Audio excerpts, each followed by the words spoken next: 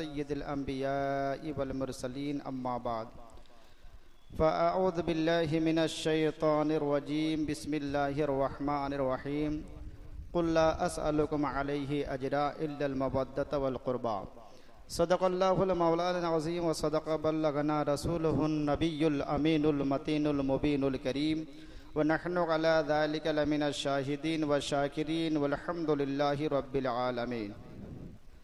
मुअज़्ज़ज़ सामीन, आइए आयत करीमा पर गुफ्तगू करने से कबल इंतहाई अक़ीदत व मोहब्बत के साथ हम और आप सारी कायनात के मरकज़ अक़ीदत अनीस बेकसा चारा साज़ दर्दमंदा, हम गरीबों के गम गुसार, हम फ़कीरों के सरवत, शहर यार इरम ताजदार हरम, नौबहार शफ़ात शब असरा के दुल्हा, नौशहे बज़्म जन्नत अख्तरे बुर्ज़ो रिफ़अत क़ासिम कंज़ो नेमत, मालिक जन्नत जनाब अहमद मुजतबा मोहम्मद मुस्तफ़ा अरवाहुना फ़िदा सल्लल्लाहु ताला अलैहि वसल्लम की बारगाहे बेकस पनाह में दुरूद पाक हदिया निछावर कर लें और पढ़िए हम सब मिलकर के बाआवाज़ बुलंद अल्लाहुम्मा सल्लि अला सय्यदना व मौलाना मुहम्मदिन मअदनिल जूद वल करम व आलिहिल किराम मुबारक वसल्लिम सल्लु अलैहि सलातु व सलामन अलैका या रसूल अल्लाह अस्सलातु वस्सलामु अलैका या हबीब अल्लाह सल्लल्लाहु तआला अलैहि वसल्लम। मुअज़्ज़ज़ सामीन, हम और आप जिस माह मुक़द्दस से गुज़र रहे हैं, ये इस्लामी साल का पहला महीना और 8वीं तारीख़ है। इस महीने को अल्लाह तबारक व तआला बहुत ही ज़्यादा महबूब रखते हैं।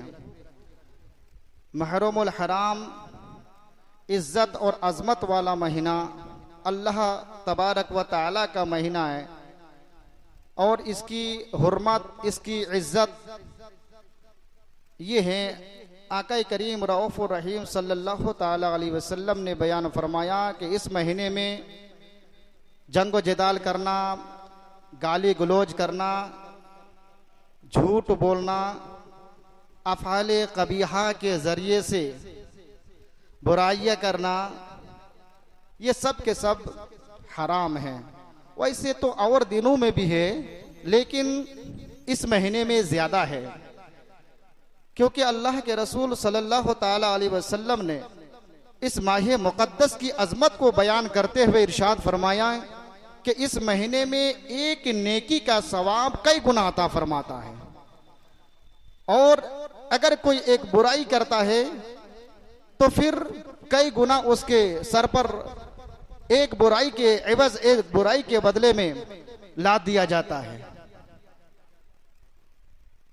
और बिलखुसूस इस महीने की एक तारीख जिसे हम आशुरा की तारीख कहते हैं, 10वीं तारीख कहते हैं, ये बहुत ही मुअज़्ज़म है।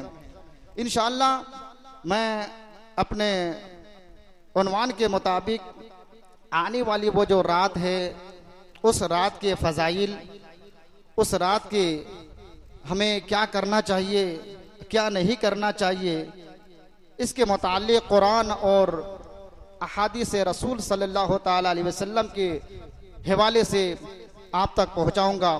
अल्लाह रब्बुल इज़्ज़त की बारगाह में ये इल्तिजा है उम्मत मुस्लिमा की तरफ से कि अल्लाह रब्बुल इज़्ज़त अपने हबीब सैयद आलम सल्लल्लाहु अलैहि वसल्लम के सदक़े तुफ़ैल फरामीन रिसालत पर हम सबको अमल की तौफ़ीक़ अता फरमाए और बुराइयों से महफूज रखे। कि ये 10वीं तारीख में बेशुमार वाक़यात नमूदार हुए हैं और ये जानना ज़रूरी है। और बिलखुसूस हम उस तारीख को सिर्फ और सिर्फ शहादत इमाम हुसैन रज़ियल्लाहु तबारक व तआला अन्हु के नाम से जानते हैं। हालांकि शहादत हुसैन से कबल आका करीम ने उस दिन की, उस रात की फजीलत बयान फरमाई। उस रात की, उस दिन की फजीलत हजरत आदम ता ईसा अलैहिस्सलाम ने बयान फरमाई और उसका एहतराम किया। तो सिर्फ हम यही तक महदूद ना कर दें कि उस दिन हजरत इमाम हुसैन रज़ी अल्लाह ताला अन्हु ने मर्तबा शहादत का जाम हासिल किया है, जाम पिया है। लिहाजा उस दिन हम वैसा ही ना करें जैसा कि अपने घर में किसी की मैयत होने पर हम करते हैं। सुनिए, आका करीम सल्लल्लाहु अलैहि वसल्लम ने उन बेशुमार वाक़यात को बयान करते हुए गुनियात तालिबीन के अंदर सुल्तानुल बगदाद हजरत सैयदना गौसुल आदम दस्तगीर रज़ी अल्लाह तबारक व तआला अन्हु ने बयान फरमाया कि ये वो 10वीं तारीख है। इसी 10वीं तारीख को अल्लाह तबारक व तआला ने हम सब के बाप हजरत आदम अलैहिस्सलाम के तौबा को कबूल फरमाए। इसी की 10वीं तारीख को अल्लाह रब्बुल इज्जत ने हजरत यूनुस अलैहिस्सलाम के कौम की तौबा कबूल फरमाई। ये वो अजीम तारीख है। इसी तारीख की 10वीं को अल्लाह तबारक व तआला ने हजरत इब्राहीम खलीलुल्लाह अलैहि सलातो व तस्लीम को नारे नमरूज से उन्हें नजात हासिल की, नजात मिली। यही वो तारीख है कि इसी तारीख की 10वीं तारीख को अल्लाह तबारक व तआला के नबी हजरत इब्राहीम अलैहिस्सलाम पैदा हुए। इसी की 10वीं तारीख को हजरत ईसा रूहुल्लाह अलैहिस्सलाम पैदा हुए। इसी तारीख की 10वीं तारीख को अल्लाह रब्बुल इज्जत के नबी हजरत मूसा अलैहिस्सलातु व तस्लीम भी पैदा हुए।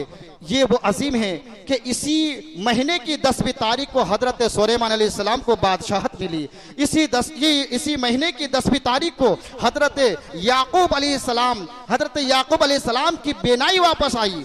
इसी महीने की 10वीं तारीख को हजरत अय्यूब अलैहिस्सलाम को बीमारी से शिफा मिली। इसी महीने की 10वीं तारीख को हजरत यूसुफ अलैहिस्सलाम कैद से बाहर आए। इसी महीने की 10वीं तारीख को हजरत नूह अलैहिस्सलातु व तस्लीम कश्ती से बाहर निकले और आपने खुद रोजा रखा, अपने गुलामों को, अपने कौमों को रोजा रखने का हुक्म भी दिया। इसी महीने की 10वीं तारीख को पहली रहमत की बारिश भी नाजिल हुई। इसी महीने की 10वीं तारीख को अल्लाह रब्बुल इज्जत ने आसमान को पैदा किया, समंदरों को पैदा किया, अर्श को पैदा किया और अर्श पर अल्लाह ने इस्तिवा फरमाया। अल्लाह रब्बुल इज्जत ने पहली बारिश रहमत की इसी महीने की 10वीं तारीख को फरमाई। इसी महीने की 10वीं तारीख को अल्लाह ने कलम को पैदा किया, समंदरों को पैदा किया। असहाबे कहफ भी इसी महीने की 10वीं तारीख को अपनी करवटें बदलते हैं। तो इस महीने की बेशुमार वाक़यात नमूदार हुए हैं कि इस महीने में हमें क्या करना चाहिए। जो आशूरा की जो रात है वो बहुत ही मुअज़्ज़म और बुजुर्ग रात है। एक नेकी के करने का सवाब बहुत ही बड़ा अजर अजीम का वो मौजिब होगा कि उसमें हमें क्या करना चाहिए। अल्लाह के रसूल सैयद आलम सल्लल्लाहु ताला अलैहि वसल्लम ने बयान फरमाया कि पहला काम तो यह है कि यतीम के सर पर हाथ फेरना बहुत बड़ा सवाब है। वैसे तो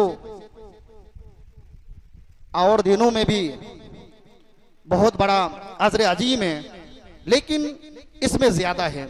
आका करीम रऊफ रहीम सल्लल्लाहु अलैहि वसल्लम ने बयान फरमाया कि यतीम के सर पर हाथ फेरना बहुत बड़ा सवाब है।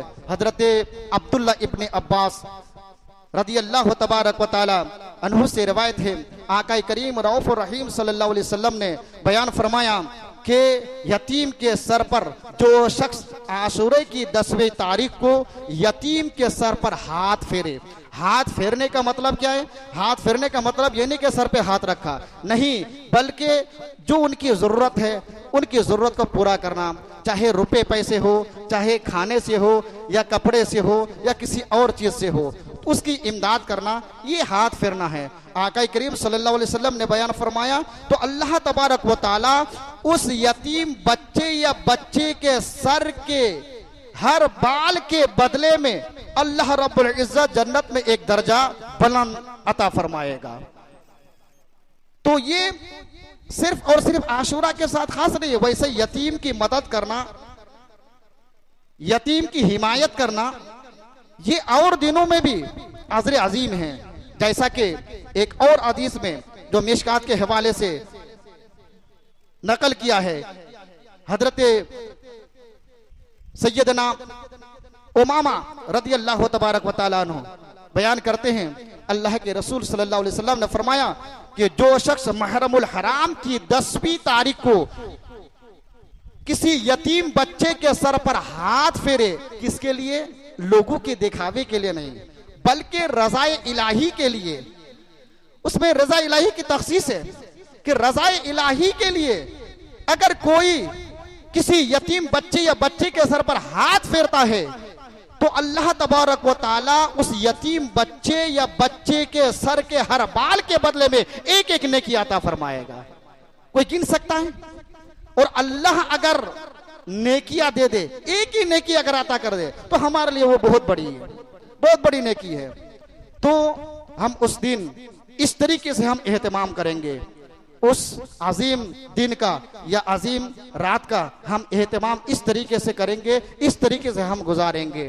अलबत्ता दूसरी हदीस में आका करीम सल्लल्लाहु अलैहि वसल्लम ने बयान फरमाया कि गुस्ल करना उस दिन ये मर्जो बीमारी से शिफा का बचाव का सबब बनता है।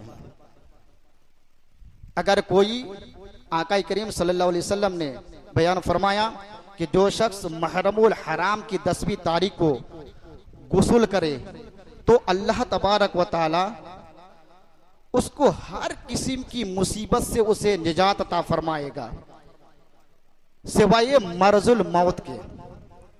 आका ने फरमा दिया तो हमने मान लिया, और ये हक है, ये हक है कि मौत के सिवा कोई बीमारी उसे लायक नहीं हो सकती। जो इस मकसद से गुस्ल करे कि आज महरमुल हराम की 10वीं तारीख है, फरामीन रिसालत पर अमल करते हुए गुस्ल करे तो अल्लाह रब्बुल इज्जत हर किस्म की मुसीबत से उसे हिफाजत अता फरमाएगा। और आका करीम सल्लल्लाहु अलैहि वसल्लम की हदीस है कि महरमुल हराम की 10वीं तारीख को अपने गुनाहों से और मासी से तौबा करनी चाहिए।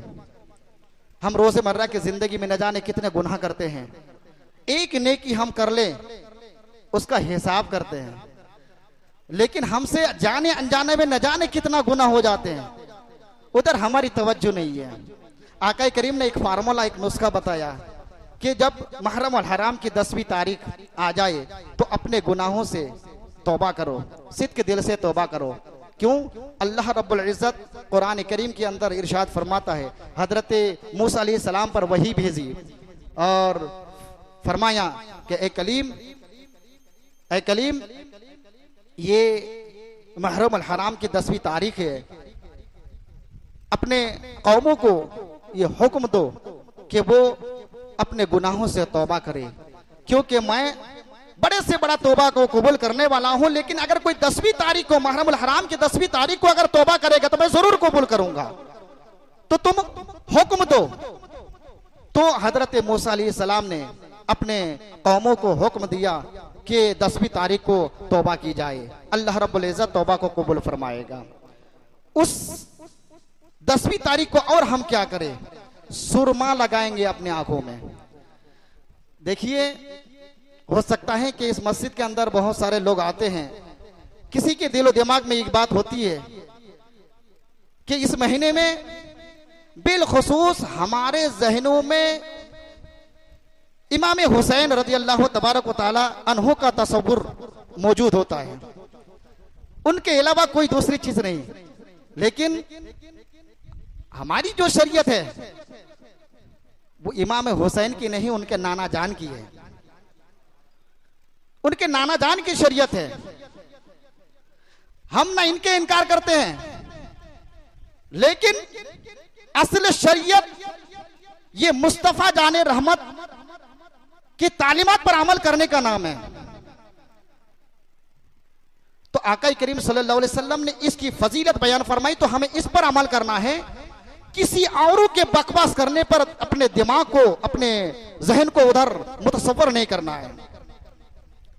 और अल्लाह ने अपने आप को इतनी बड़ी अकल दिया है, आप सोचें, पढ़े, दीन को समझे, इस्लाम को समझे कि हमारा धर्म क्या है, हमारे मजहब की तालीमात क्या है, उसको हम पढ़ें, सुनने की तरफ ना जाएं कि कौन क्या कह रहा है नहीं कह रहा है, बल्कि जिस अकीदे पर आप है,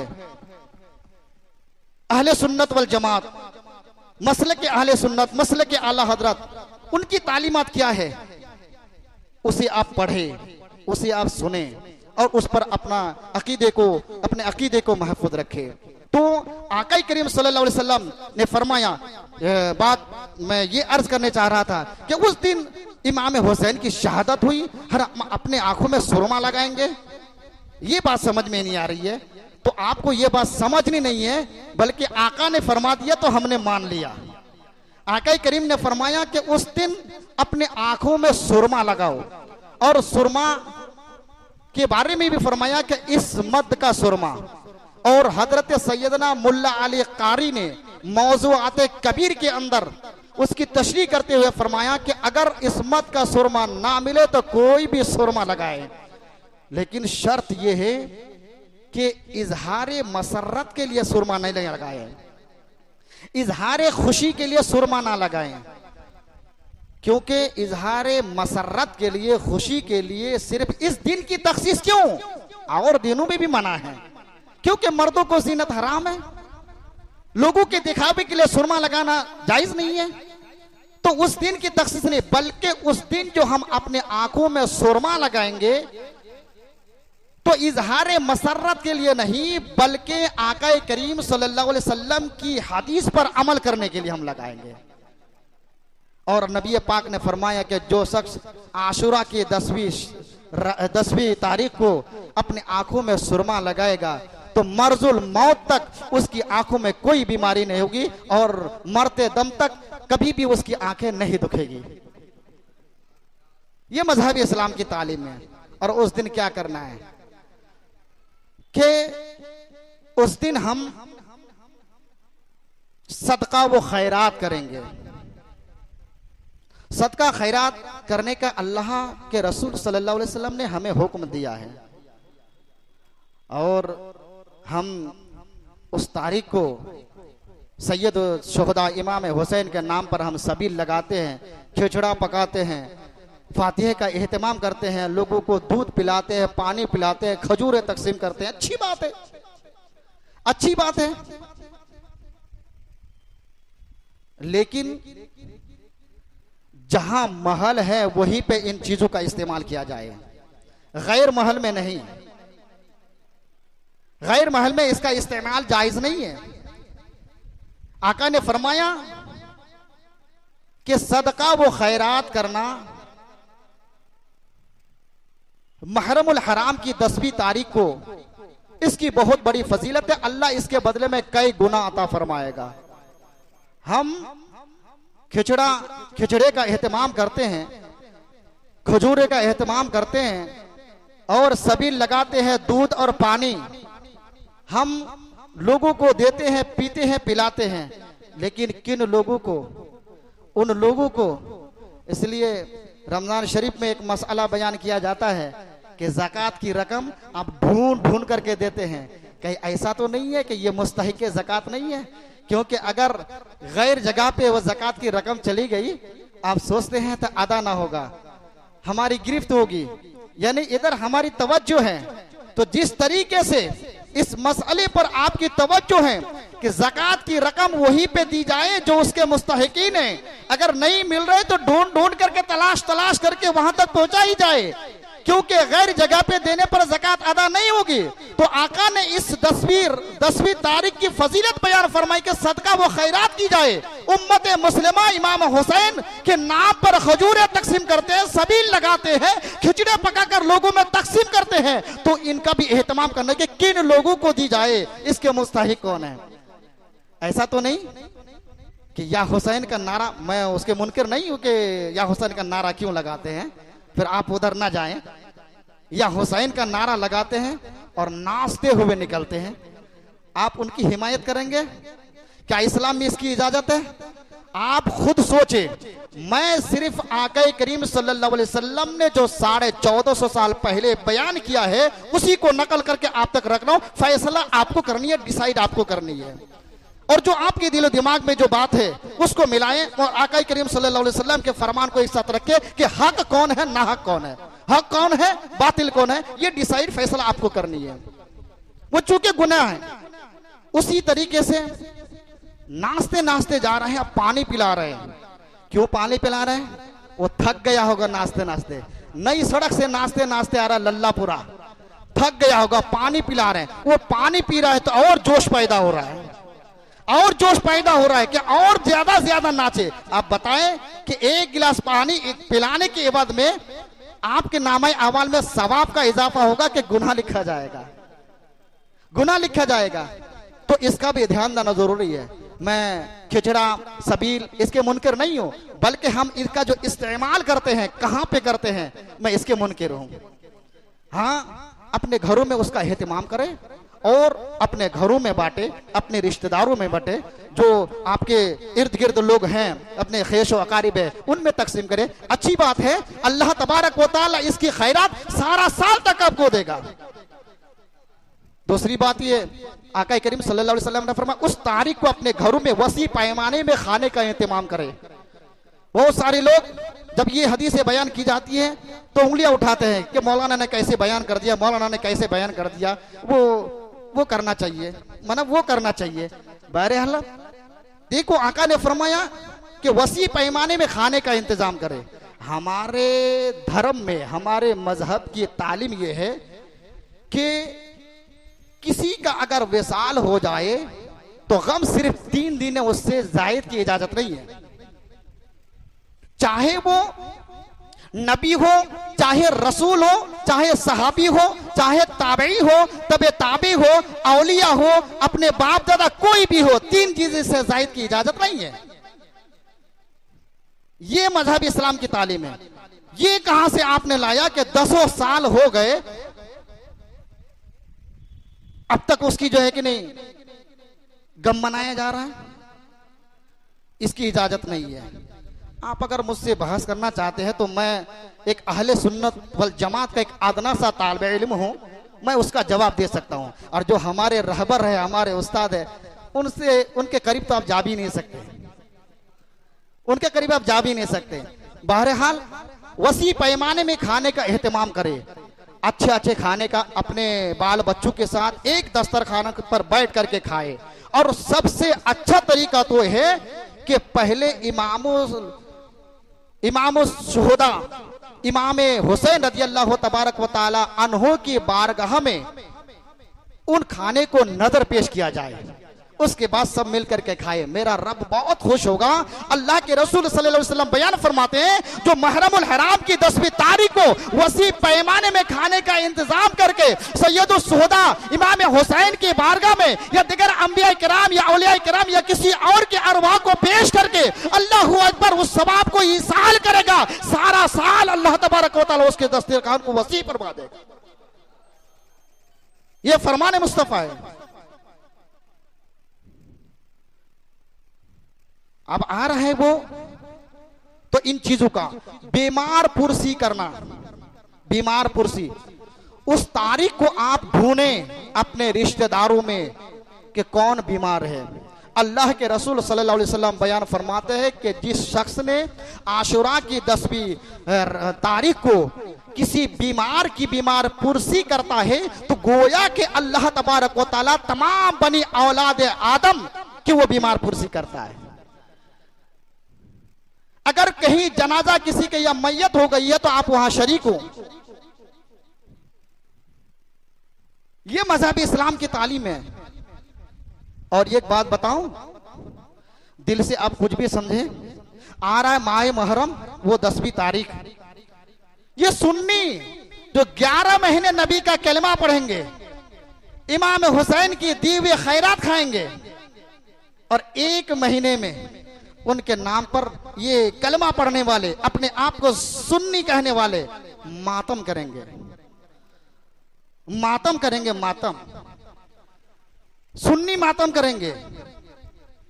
ये मुफ्ती जलालुद्दीन के उन अक़वाल को मैं बयान कर रहा हूं। और इमाम अहले सुन्नत के भाई उस्ताद ज़मान अल्लामा हसन रज़ा खां आईना क़यामत के हवाले से मुफ्ती गुलाम अनवर साहब ने भी इसको नकल किया है ये सुन्नी ये मातम, ये सुन्नियों को मातम से क्या मतलब है?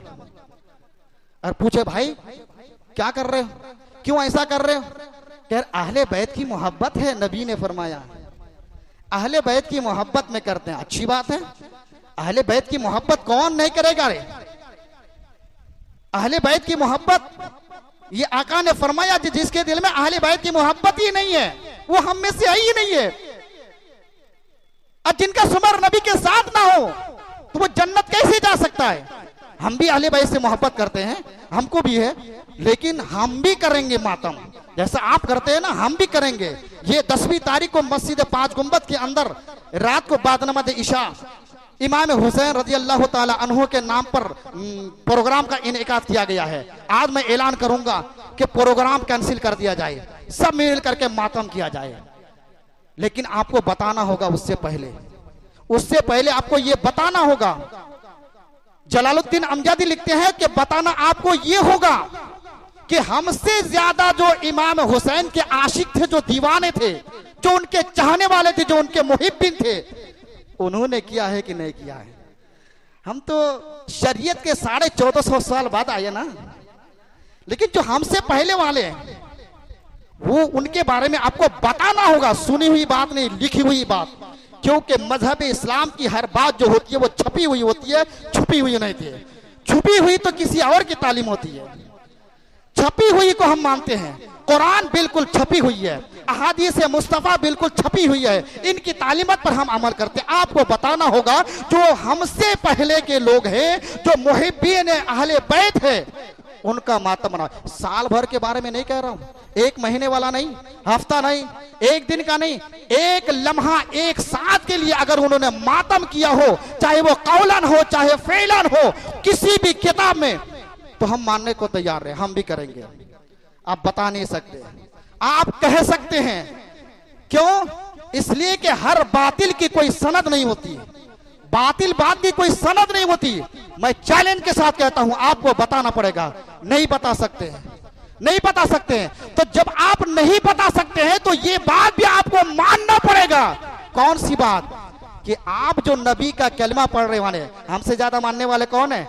चंद सदी के बाद गौसुल आजम दस्तगीर है, उनकी किताब छपी हुई है, आज भी कुतुब खाने में मौजूद है।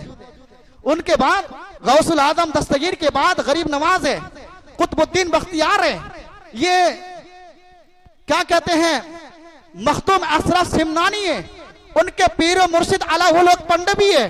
मैं उन्हीं के घराने की बात कर रहा हूं, मैं किसी और की बात नहीं, उन्हीं के घराने की बात कर रहा हूं। इनकी जो लिखी हुई किताब है, ये किसी को हुक्म दिया हो या करवाया हो, अगर कहीं भी अगर मिल जाए तो हम ऐलान करने को तैयार हैं और साथ साथ हम करने को भी तैयार हैं। आप नहीं बता सकते, और जब नहीं बता सकते तो उस्ताद ज़मान कहते हैं कि आपको मानना पड़ेगा कि आप ये गौसे आदम वाली सुन्नियत नहीं है,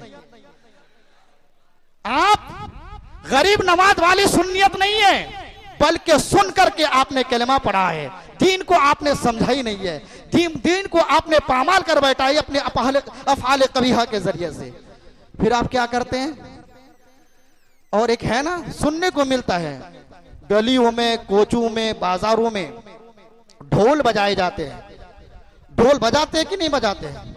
बजाना चाहिए, हदीस में है, आका ने फरमाया बजाना चाहिए। क्यों बजाते हो भाई, क्यों बजाते हो? अहले बैत की मोहब्बत में। अच्छी बात है, सलाम है तुझको, अच्छी बात है, मैं भी बजाऊंगा, बजाने का हुक्म भी दूंगा। आपको बताना पड़ेगा कि किसने बजवाया।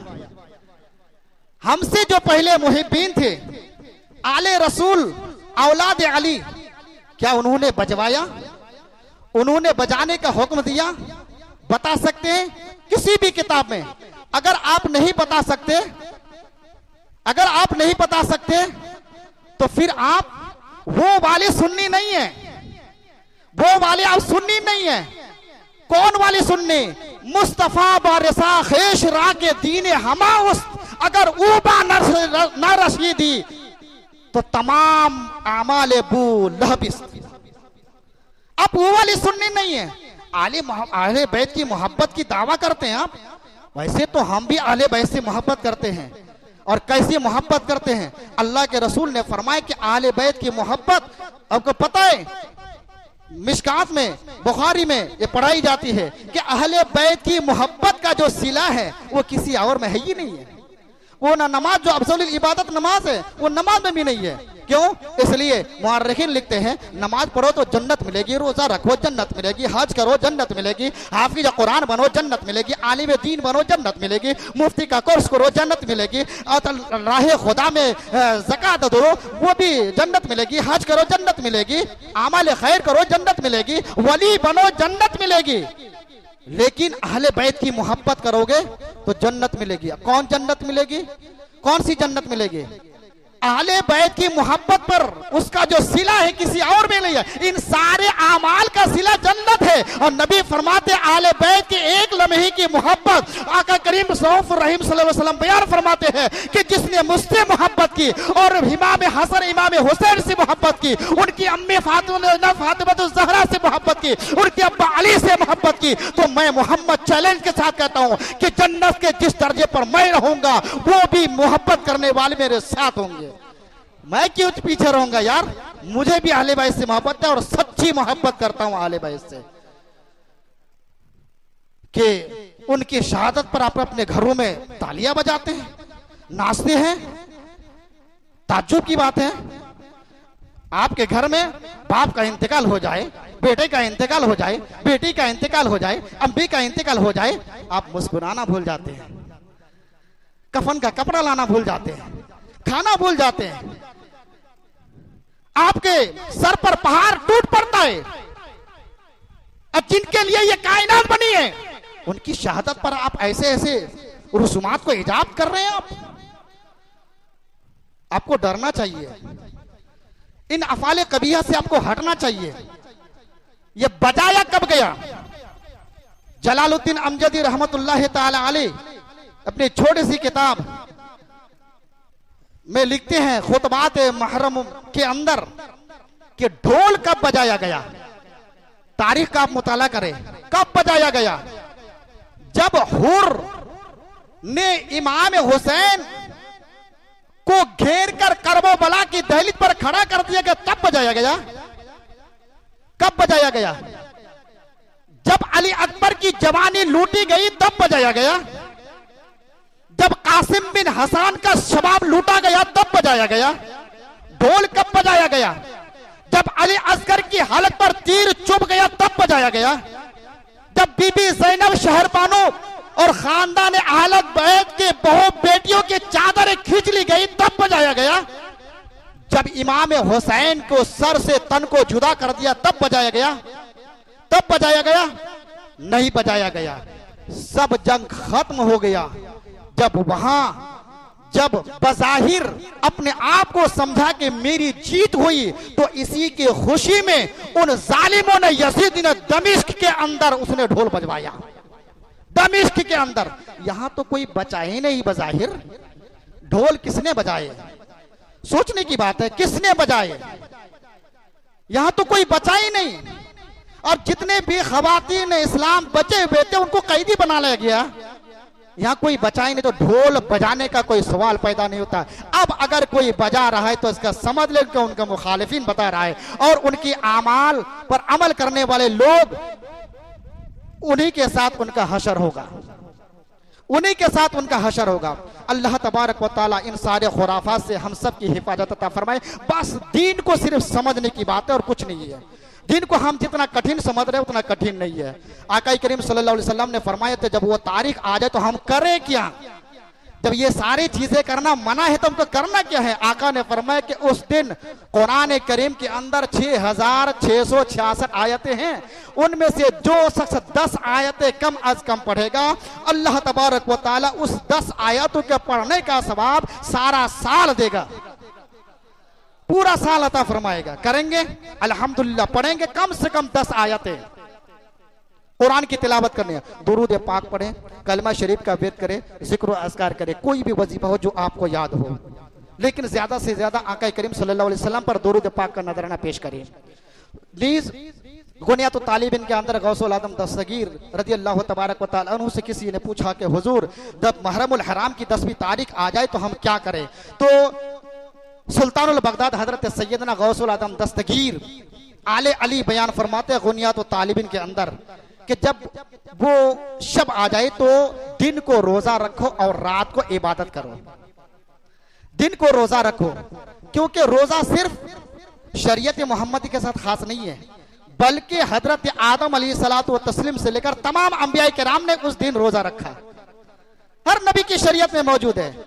जब आका करीम सल्लल्लाहु अलैहि वसल्लम वहां पहुंचे मदीना तो देखा कि रोजा रख रहे हैं। पूछा कि क्या है? तो रोजा रख रहे हैं। क्यों? मूसा के सुन्नत पर हम अमल कर रहे हैं। नबी ने फरमाया कि उससे तुमसे ज्यादा मानने वाले हम हैं, हम भी रोजा रखेंगे। लेकिन नबी ने फरमाया अपने गुलामों से कि मेरे गुलामों, ताकि आने वाली नस्ल, आने वाले कौम, आने वाले मेरे गुलाम ये ना कहे कि मूसा के सुन्नत पर अमल करते हुए एक ही रोजा रखा है। हम भी रोजा रखेंगे, मगर एक नहीं बल्कि दो रखेंगे, ताकि शरीयत मूसा और शरीयत मोहम्मद में इम्तियाज पैदा हो जाए। दो रोजा रखेंगे तो दो रोजा रखेंगे, अल्हम्दुलिल्लाह रखेंगे इंशाअल्लाह दो रोजा रखेंगे। कि रमजान शरीफ के बाद किसी रोजे का अगर मकाम है तो वह शब आशूरा के रोजे का मकाम है, वह आशूरे के रोजे का मकाम है। इबादत पंजगाना नमाज के बाद अगर किसी नमाज की फजीलत है तो वह तहज्जुद की है। मेरे आका ने फरमाया तहज्जुद की है। तो अब कहते हैं कि दिन में हम रोजा रखेंगे, रात को क्या करें? तो आका करीम सल्लल्लाहु अलैहि वसल्लम के उस फरमान को गौसुल आजम दस्तगीर नकल करते हुए कहते हैं कि 4 रकात ईशा की नमाज के बाद नफल नमाज पढ़ी जाए। बहुत कठिन है, मुख्तसर भी है।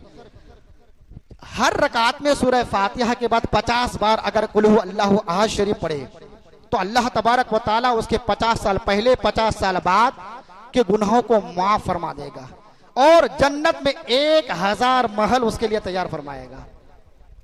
और एक रवायत और नकल करते हैं, बहुत मुख्तसर है और मैं कहता हूं कि इसको छोड़िए मत।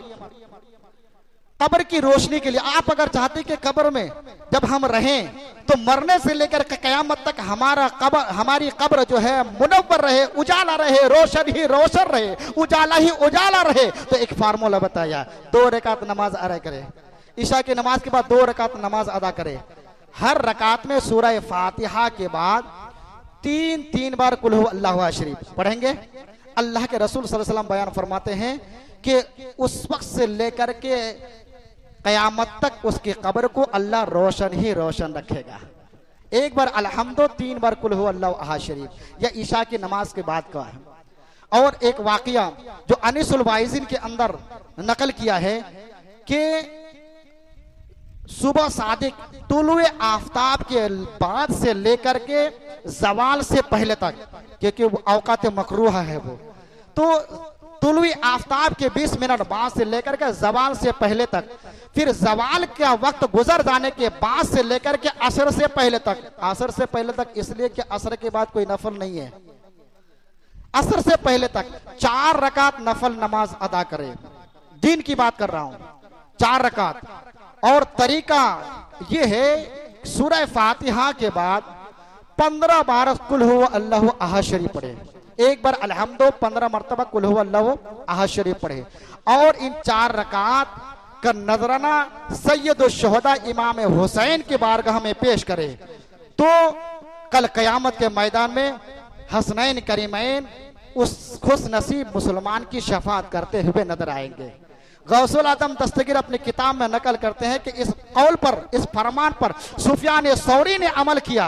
सुफियान सौरी ने अमल किया। वो ख्वाब देखा और ख्वाब में ये देखा कि हसनैन करीमैन की ज़ियारत हुई और आप फरमाने लगे कि तुमने उस नमाज को अदा करके मेरी जानिब इसाल किया है, तो कल क़यामत के मैदान में हम तुम्हारी शफाअत करेंगे। और ऐ सुफियान, सिर्फ ये तुम्हारे साथ खास नहीं है, ये महदूद तुम्हारे साथ खास नहीं है, बल्कि आने वाला हमारा हर गुलाम जो भी मुहर्रमुल हराम की 10वीं तारीख को असर से पहले 4 रकात नमाज अदा करके मेरी बारगाह में ईसार करेगा, कल क़यामत के मैदान में हम उनकी शफाअत करके जन्नत का परवाना अता फरमाएंगे।